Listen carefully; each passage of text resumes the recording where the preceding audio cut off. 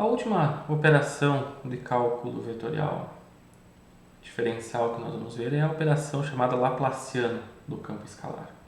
Então, o que é a Laplaciano de um campo escalar V?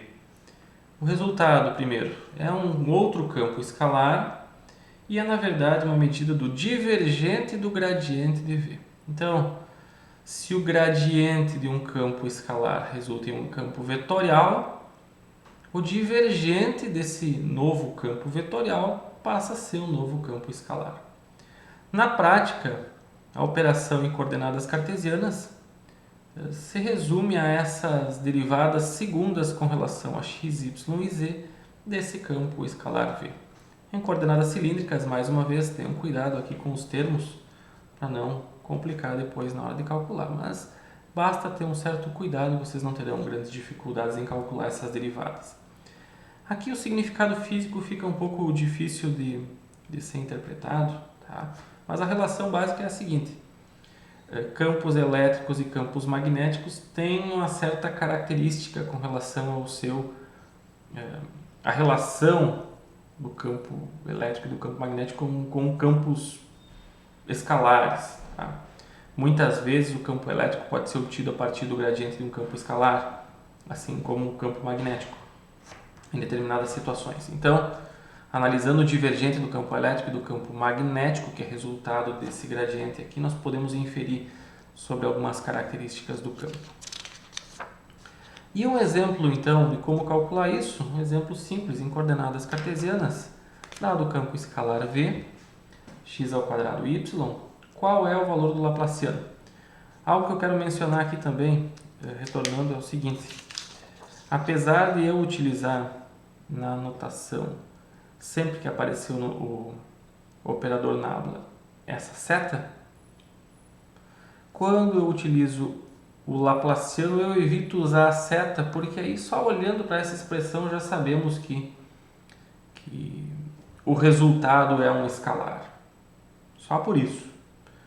Aqui, então, fica, por exemplo, o resultado vetorial, um vetor e um outro vetor resultam, no caso de um produto escalar, que é a definição aqui do divergente, resultam então em um campo escalar. Por isso eu omito a seta sobre o nabla no caso do Laplaciano.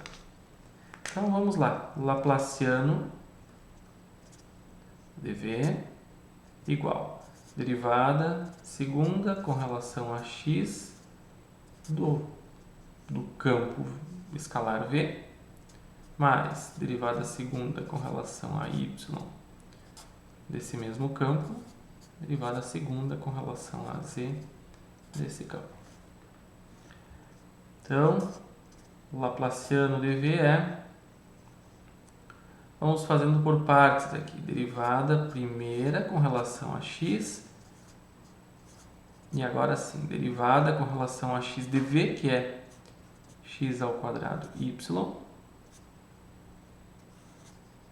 mais derivada com relação a y, da derivada com relação a y de x ao quadrado y, mais derivada com relação a z, da derivada com relação a z de x ao quadrado y. Então, são derivadas de derivadas. Então, aqui, na primeira parcela, fica a derivada com relação a x de 2xy.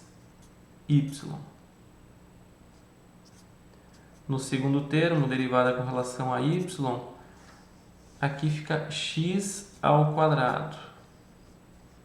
E o terceiro termo, derivada com relação a z, esse termo aqui é zero. Então, agora, conseguimos chegar no resultado. O primeiro termo tem como resultado 2y, o segundo termo tem como resultado zero e o terceiro termo também é zero. Então, o Laplaciano dV é igual a 2y. Então, dado v, x ao quadrado y, esse é o resultado do Laplaciano. Graficamente, o que isso significa? Dado um campo escalar, x ao quadrado y, vejam que x governa esse termo quadrático. Então ele é uma concavidade para um lado ou para outro, dependendo do valor do y. Y negativo produz concavidade para baixo, y positivo produz concavidade para cima. Esse campo escalar resulta em um laplaciano que tem essa característica aqui, ou seja, um crescimento linear com relação a y. Aqui não tem uma interpretação física tão clara, mas podemos mais adiante relacionar isso com o campo elétrico, porque o campo elétrico estático, principalmente, tem uma relação muito próxima aqui. Podemos tirar relações da característica do potencial elétrico e do campo elétrico que, então, tem um determinado valor de Laplaciano. Espero que vocês também tenham entendido essa operação e com isso, então, a compreensão do que é gradiente, divergente, rotacional e Laplaciano, espero que essa compreensão facilite o entendimento das definições em eletromagnetismo. E toda vez que nós precisarmos de alguma dessas operações, nós voltamos e recorremos ao formulário para fazer as substituições e os cálculos adequados.